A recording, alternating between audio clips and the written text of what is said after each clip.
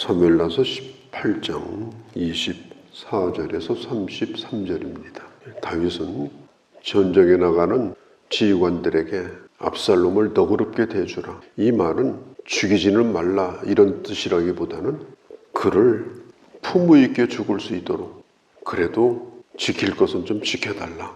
아마 이것은 아버지로서 정말 가슴 아픈 그런 부탁입니다. 그러나 현실은 그렇지 않았어요. 나무에 매달려 있는 압살롬을 요압이 살아있는 채 달려있는 압살롬의 심장에다가 창을 3개를 꽂습니다.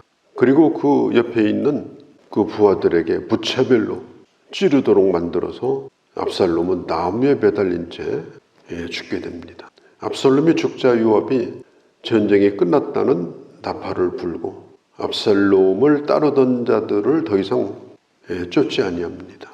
오늘 성경에 보면은 17절, 18절에 말하자면 에피소드와 같은 얘기를 간단히 한 가지를 해요. 그게 뭐냐면은 압살롬을 이제 장례를 치르는데 가족묘지에 장례를 치른 것이 아니고 그를 끌어내려가지고 돌무더기에다가 그냥 묻어버립니다. 그러면서 성경이 뭘 기록하고 있는가 하면은 18절에 그가 살아있을 때 그의 이름을 남기고 싶어서 기념비를 세운 일에 대하여 기록을 하고 있습니다. 비참하게 죽어서 남아있는 돌무더기, 그가 살아있을 때 자기 이름을 남기고 싶어서 세웠던 기념비를 대조해서 오늘 성경이 이것을 특별히 기록하고 있는 이유가 뭘까? 내가 아무리 나를 기념하려고 해도 그것은 나에 대한 진정한 기념비가 될 수 없다.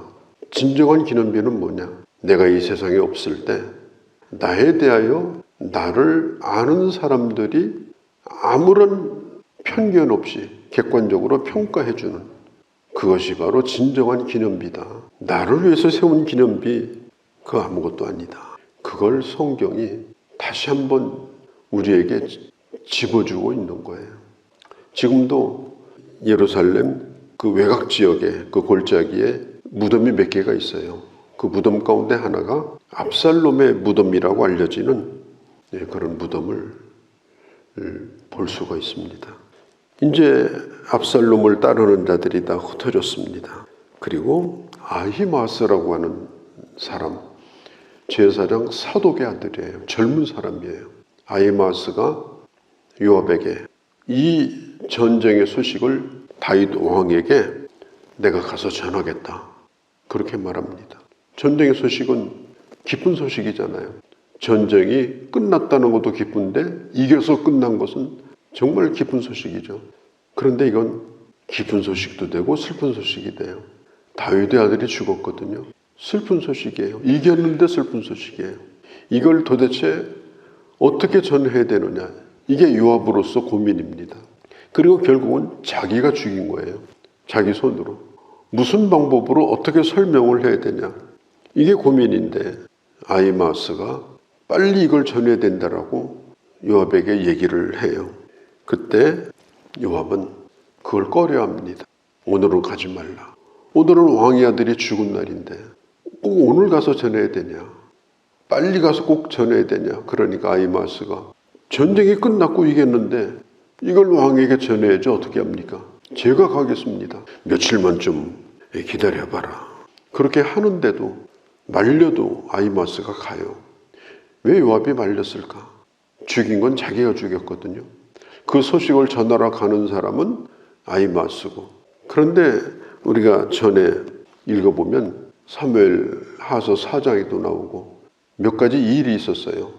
예를 들면은 사울이 길보아 전쟁에서 죽었을 때 그때에 한 소년이 와가지고 그 소식을 전했어요. 사울의 갑옷과 왕관을 가지고 가서 마치 자기가 죽인 것처럼 그 소년이 거기서 다윗에게 직결처단을 당했어요. 또 사울의 아들 이스보셋이 이제 죽었을 때도 그때 레갑이라는 사람과 바하마라고 하는 사람이 이 소식을 전하러 갔다가 다윗의 손에 또 죽습니다. 이번에는 다윗의 아들이 죽은 소식이에요. 어떤 방법으로 어떤 얘기를 전할지는 몰라도 이게 전하는 그 사람에게는 좋은 소식이 아니라 마지막이 될 수 있습니다. 그러니까 요압이 말리는 거예요. 오늘 가지 말라. 아히마스가 요압이요, 전쟁에 이긴 것이 좋은 소식 아닙니까? 슬프지만 좋은 소식 아닙니까? 이게 중요한 거예요. 슬프지만 좋은 소식. 그래도 전해야 됩니다. 그리고 가게 돼요. 저는 이 장면을 보면서 우리 예수 믿는 사람이 전하는 복음은 바로 슬프지만 좋은 소식이라고 생각을 합니다. 참 내용이 슬프잖아요. 성부 하나님과 그 아들의 얘기잖아요. 성부 하나님의 고통이 있잖아요. 또 아들의 그 죽음도 있잖아요. 그런데 그게 좋은 소식이에요. 하나님께서 원하시는 것은 이 소식을 모든 사람이 다 듣고 구원받는 것이 하나님의 뜻이다. 디모데전서 2장 4절에 보면 그렇게 말합니다. 모든 사람이 이 복음을 듣기를 원한다. 그리고 때를 얻든지 못 얻든지 디모데후서 D를 계속 읽어보면 이 말씀을 전해라. 그가 받아들이든 안 받아들이든, 그가 그걸 좋은 소식으로 생각하든 나쁜 소식으로 생각하든. 왜냐하면 고린도전서 1장에 보면은 십자가를 미련한 것이라고 생각한 사람도 있었거든요. 끔찍한 얘기라고. 그렇다 할지라도 우리는 복음을 전해야 된다. 이 아히마스는 이 소식을 가지고 달려갑니다. 왕의 칭찬을 들으려고 갔겠습니까? 목숨을 걸고 간 겁니다. 좋은 일만 있을 거라고 생각하고 갔겠습니까? 아닙니다. 자기에게 매우 나쁜 일이 있을지도 모른다고 생각하고 간 겁니다. 말려도 간 겁니다. 상을 바라보고 갔겠습니까? 상보다는 이건 또 사실이니까 이걸 전해야 된다. 그리고 가게 된 겁니다. 성경에 보면은 기쁜 소식을 가지고 산을 넘는 사람의 발이 복되다 이렇게 말합니다. 예수 그리스도의 이 복음은 참으로 슬픈 소식이고 기쁜 소식입니다. 그래서 어떤 쥐락생은 주님이 죽었다고 슬프다고 하니까 엄마한테 가서 그 얘기하니까 야, 그런 교회를 왜 다니냐, 나가지 말라, 그렇게 얘기를 했다고 그래요. 오늘 이 상황도 참 비슷하지 않습니까? 그러함에도 불구하고 우리는 이 복음을 전해야 되는 거예요. 예수 그리스도께서 죽으셨다고, 그 하나님 아버지가 그 아들을 버리고 우리를 사랑했다고 하는 그 얘기를 전해야 되는 겁니다. 이 다윗이 지금 마하나임 성에서 기다리고 있어요. 전쟁터에서 어떤 소식이 들려와야 되는가, 좋은 소식을 기대하면서 간절한 마음으로 기다리고 있습니다. 그런데 그때 저 성루에 있는 그 파수꾼이 왕에게 알려요. 왕이요, 지금 누군가가 달려오고 있습니다. 아마 왕이 이렇게 물었을 거예요. 몇 명이냐? 한 명이 달려옵니다. 그때 왕은 직감을 해요. 패배하고 달려온다면 때로 아마 도망을 쳐올 건데 한 명이 달려온다고 하니까 분명히 전쟁에 이겼겠구나. 누구냐? 자세히 봐라. 사독의 아들 아히마스입니다. 27절에 보니까 다윗이 이렇게 말합니다. 그는 좋은 사람이니까 좋은 소식을 분명히 가지고 올 것이다. 아히마스가 다윗 왕에게 도착을 했습니다. 하나님께 영광을 돌립니다. 우리가 이겼습니다. 그때 왕이 아히마스에게 물어봐요. 소년 압살롬은 어떻게 됐냐?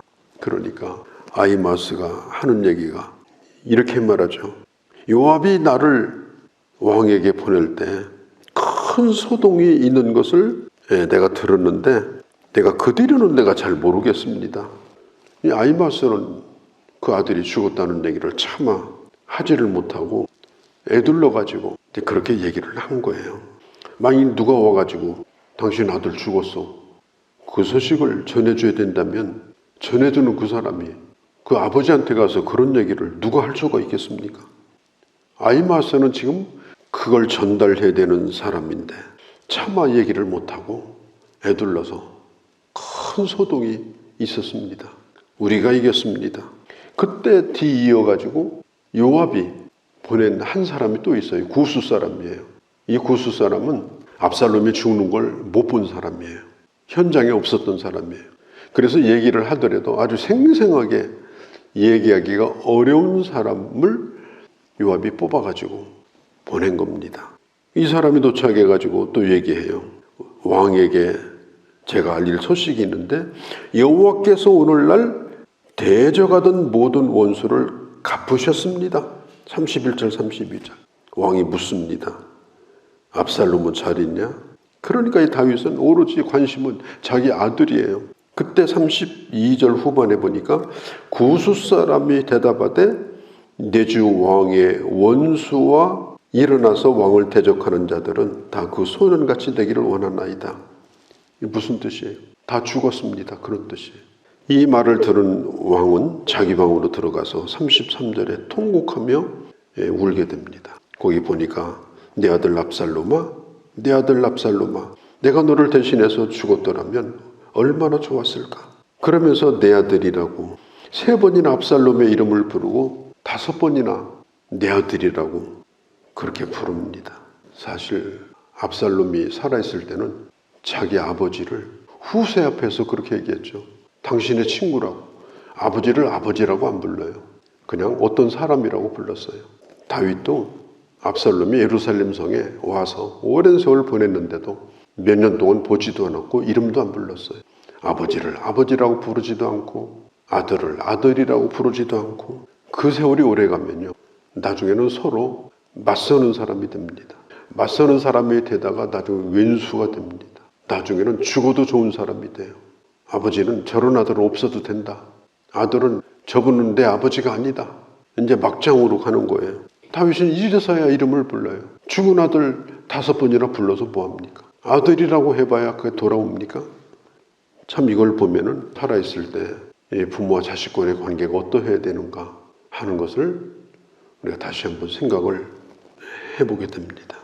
보람상조라고 하는 상조회사에 요즘 광고 카피가 하나 나와요. 세상의 모든 아버지를 위하여라고 하는 카피가 나오는 딱 30초짜리입니다. 다른 이름이 없어요. 그냥 아버지라는 이름만 몇 번 나와요. 이 아버지와 아들과의 관계는 참 특별한 것 같아요.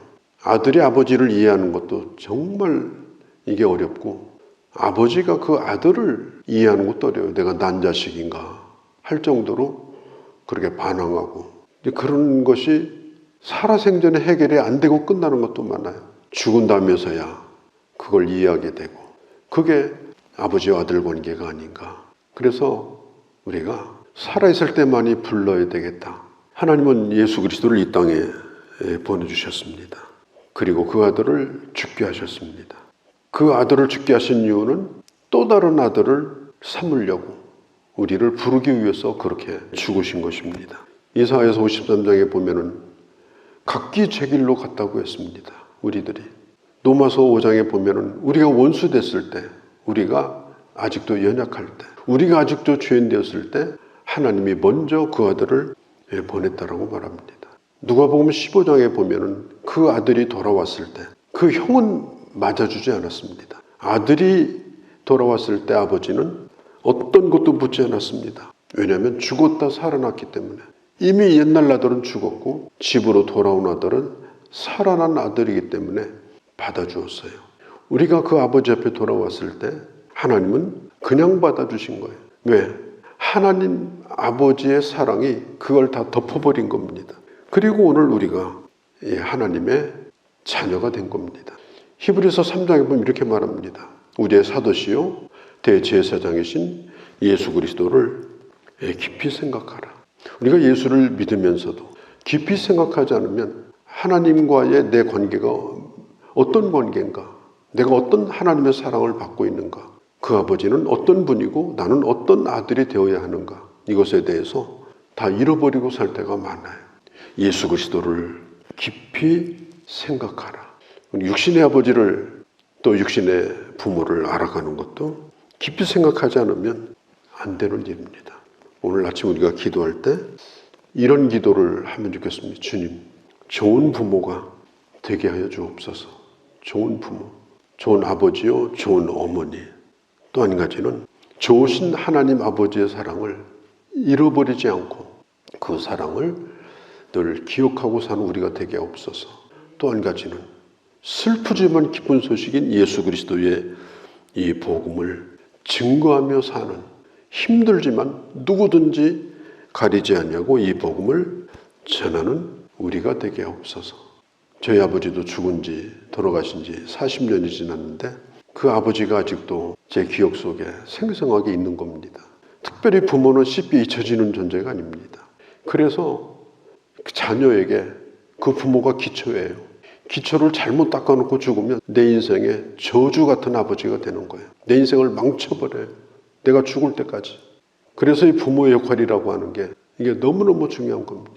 내 인생에 좋은 기초로 남는 그런 부모가 된다는 거. 내가 없어도 그런 부모로서 그 자녀의 가슴 속에 끝까지 살아있다고 하는 거. 그렇게 기도하고 또 그렇게 살아갈 수 있는 그런 우리가 되어야 할 줄로 믿습니다.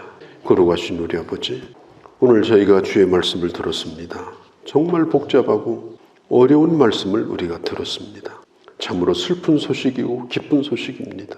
우리가 하나님을 아버지라고 이렇게 부르고 이 부름 속에는 그 아들의 죽음이 있었다는 사실을 잊지 않게 하시고 언제나 감사하며 그렇게 복음을 전하며 사는 사람으로 살게 하여 주옵소서.